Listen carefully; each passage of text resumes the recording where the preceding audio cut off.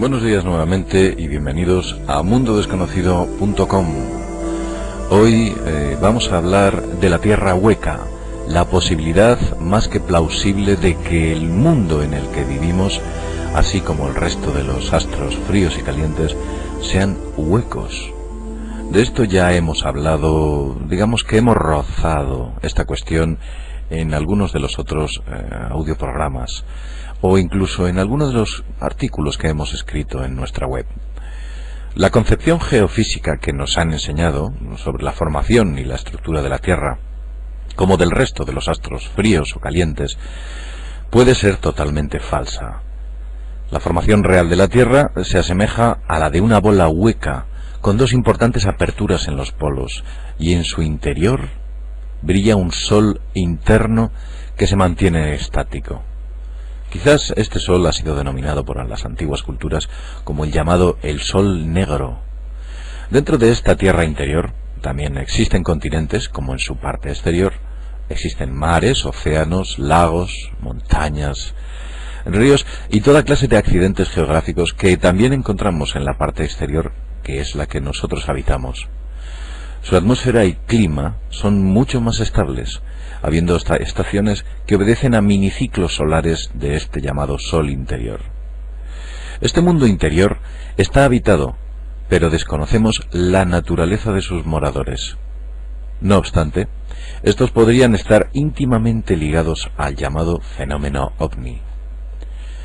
Byrd, el almirante Byrd y explorador de los dos polos, en algunas de sus incursiones llegó a penetrar hasta 2.741 kilómetros más allá del Polo Norte y 3.709 kilómetros más allá del Polo Sur. Bieber-LePort-Reich preguntó a la Sociedad Geológica Británica en su momento si la Tierra era hueca. Esta sociedad le comentó que hay decenas de elementos en contra de la posibilidad de que la Tierra sea hueca.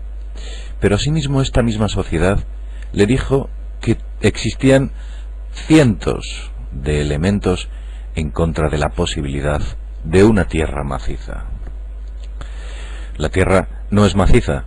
Los volcanes no comienzan su actividad magmática a 6.500 kilómetros, como se supone. Si existiese una fuerza de esta naturaleza dentro de la Tierra, no quedaría nada vivo en su superficie. Según algunos vulcanólogos, la actividad magmática no comienza más allá de los 30 kilómetros de profundidad.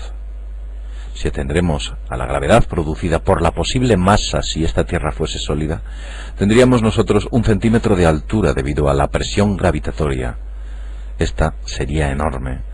No tiene usted más que coger una calculadora y calcular la masa a la que estaríamos sometidos y a la gravedad, por defecto, a la que tendríamos que someternos también.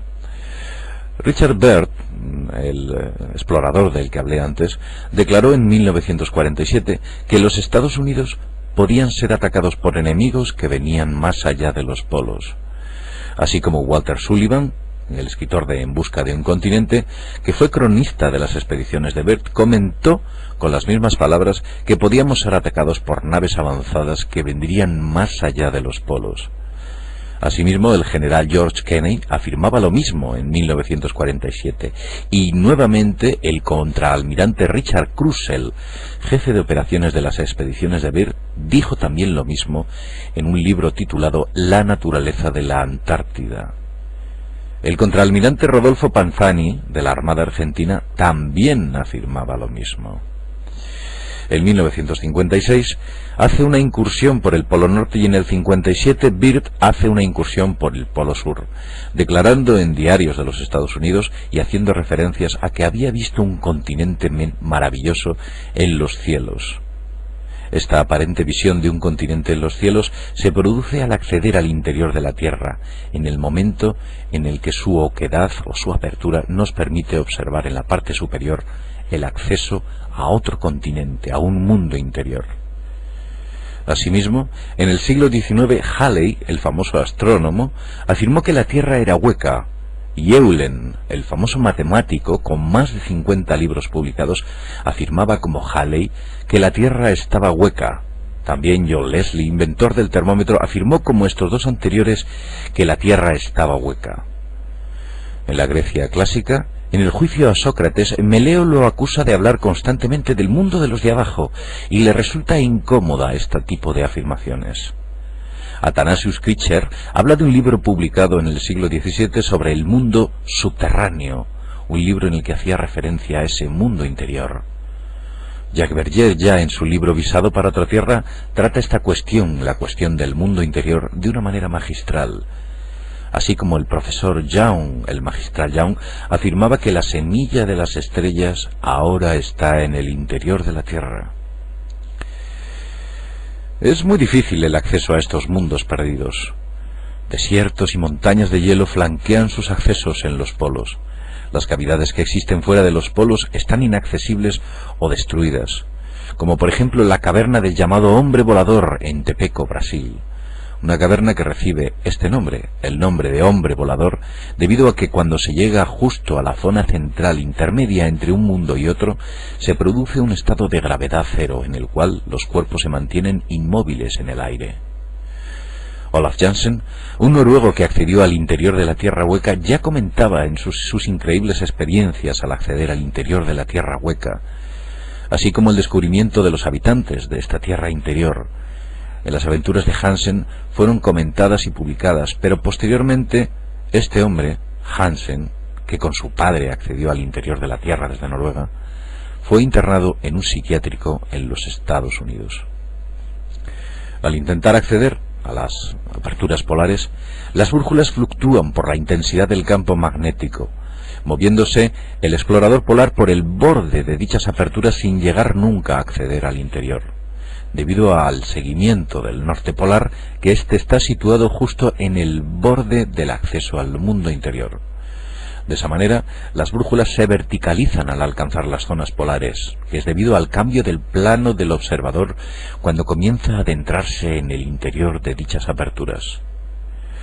El método de investigación de la constitución de la Tierra por medio del uso de ondas sonoras, que consiste en emitir distintos tipos de frecuencias sísmicas y registrar e interpretar las reacciones de estas ondas, son denominadas ondas L, ondas P y ondas S. Lo más sorprendente, que los ensayos efectuados con estos tipos de onda a la corteza terrestre han dado unos resultados imposibles.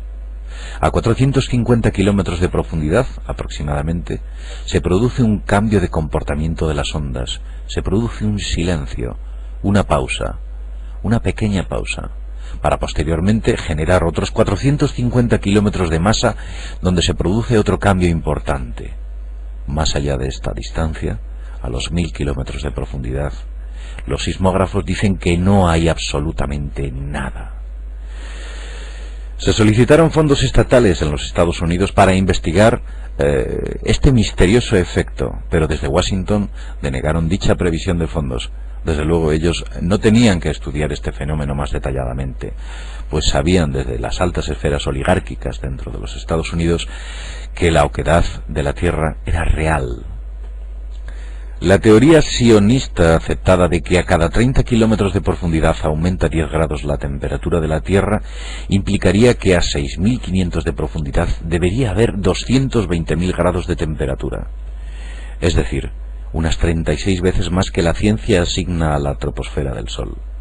Algo que desde luego es absolutamente absurdo. El acceso a los polos es, como ya dije antes, prácticamente imposible, debido al problema de la orientación y las infranqueables barreras de hielo. Asimismo, los vientos polares hacen prácticamente irrespirable el aire en la zona.